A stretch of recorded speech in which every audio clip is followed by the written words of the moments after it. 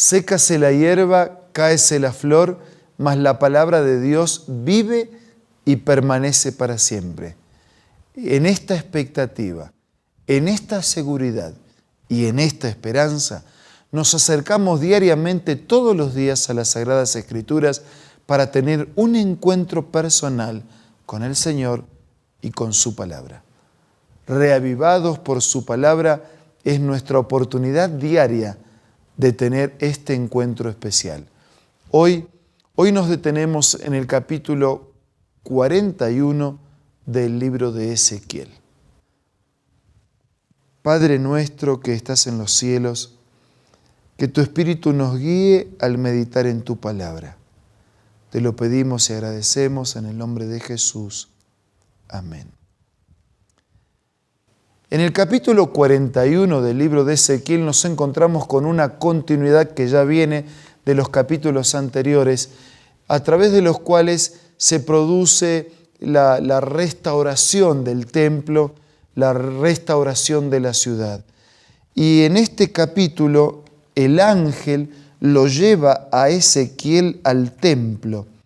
Dice, luego el hombre me llevó al templo y midió los pilares, los cuales tenían 3 metros de un lado, 3 metros del otro, el ancho era de 5 metros, y cada una de las paredes laterales medía 2 metros. Y usted dice, bueno, pero ¿y qué me sirve a mí saber los metros? Lo cual habla del orden, de la simetría, y habla de planos con los cuales el templo fue construido. Dios siempre tiene planos para hacer sus trabajos. Y Dios siempre tiene planes para que nuestra vida se desarrolle alcanzando planes, siguiendo planos. En el versículo 3 dice que después entró en el recinto interior, en la nave misma, midió los pilares de la entrada, los cuales eran de 1 metro cada uno. La entrada medía 3 metros, las paredes laterales de la entrada medían 3 metros y medio. Después midió la longitud del recinto interior, que era de 10 metros de largo, su anchura era de la misma medida. Entonces me dijo, este es el lugar santísimo. Y Dios, que construye un templo, un santuario, que hace construir un santuario, que envía visiones mostrando cómo tenía que ser ese templo, para que Él pueda morar, para que Él pueda vivir. Por eso el lugar donde Él estaría presente en el templo es un lugar especial, un lugar santísimo. Después midió el muro, dice el versículo 5. El versículo 6 habla de las salas laterales, de cómo estaban compuestas, sus medidas, de la estructura, dice el versículo 7. En el versículo 8 dice, vi que alrededor de todo el templo había una plataforma elevada que servía de base para las salas laterales. El versículo 9 habla de la pared exterior de las salas que tenía un espesor de 2 metros. Y así va siendo el detalle. Versículo 11, las salas laterales se comunicaban con el espacio libre por medio de 2 entradas. Versículo 12, el edificio que por el lado oeste quedaba frente al patio medía 35 metros de ancho, con un muro de 2 metros y medio de ancho por 45 metros de largo, ¿no? La protección, la seguridad.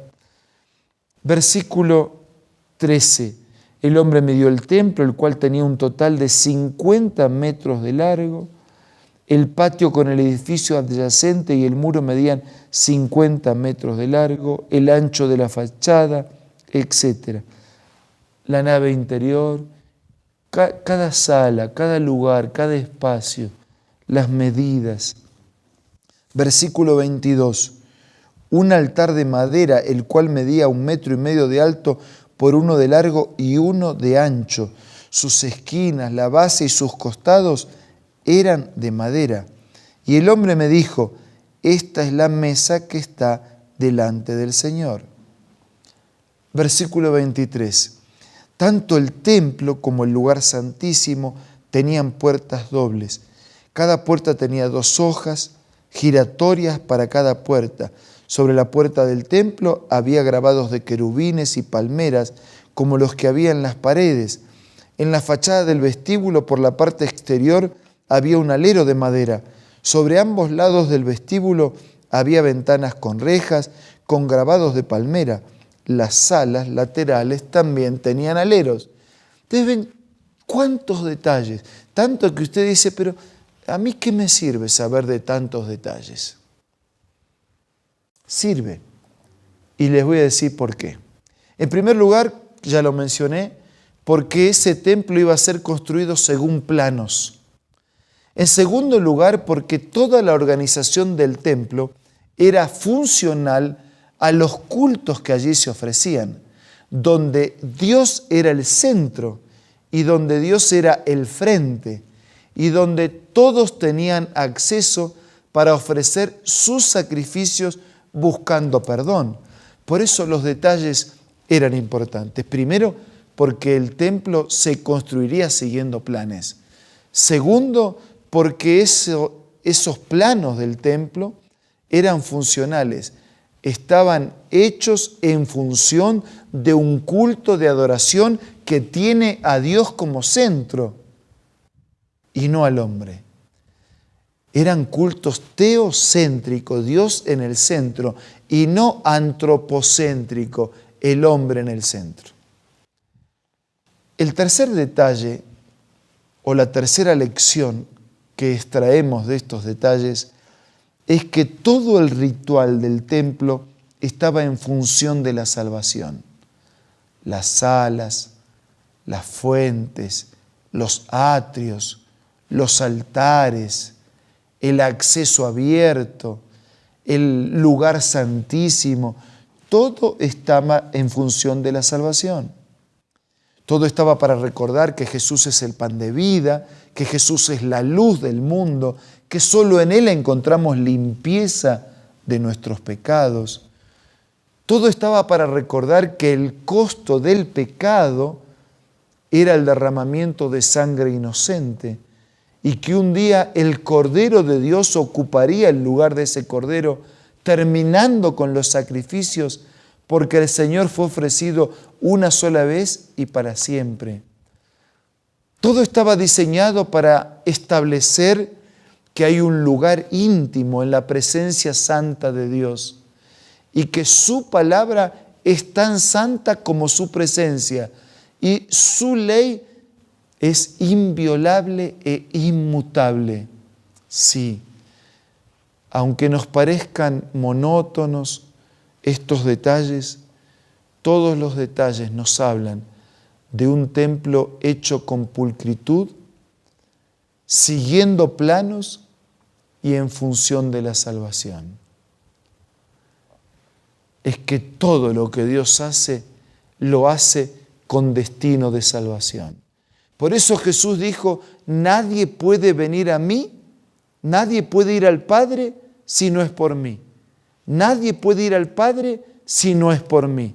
No podemos tener acceso a ese lugar santísimo si no es por Cristo, que a través de su sacrificio y a través de los rituales que lo prefiguraban, nos va abriendo el lugar para llegar un día a la misma presencia definitiva con Dios.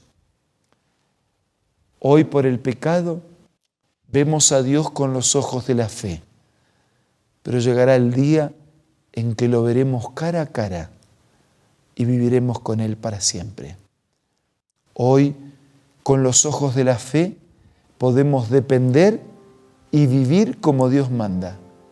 Y muy pronto, cuando regrese, entraremos en su santísima y definitiva presencia para compartir con Él la hermosura de la eternidad.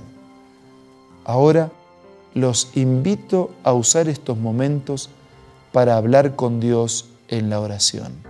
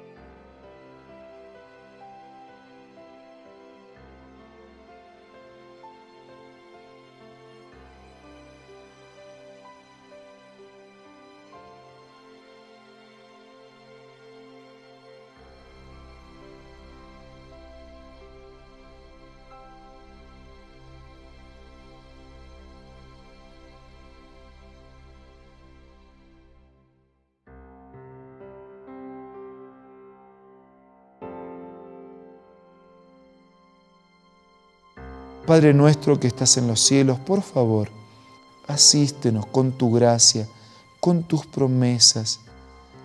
Te damos gracias porque Jesús es ese servicio religioso, es ese ritual, es ese templo por el cual podemos y debemos pasar para tener el acceso directo a tu gracia y un día compartir contigo una vida para siempre en la eternidad. Señor, te pedimos que de la misma manera como habitabas ese templo del pasado, puedas habitar ahora en el templo de nuestra vida y que tu presencia nos limpie, nos purifique, nos transforme y nos haga obedientes a tu palabra. Nada merecemos, pero agradecidos te pedimos todo en el nombre de Jesús. Amén. Amigos, muchas gracias por acompañarnos. Siempre es un gusto saber que estamos juntos aprendiendo de las cosas de Dios. Dios les bendiga y hasta mañana, si Dios quiere.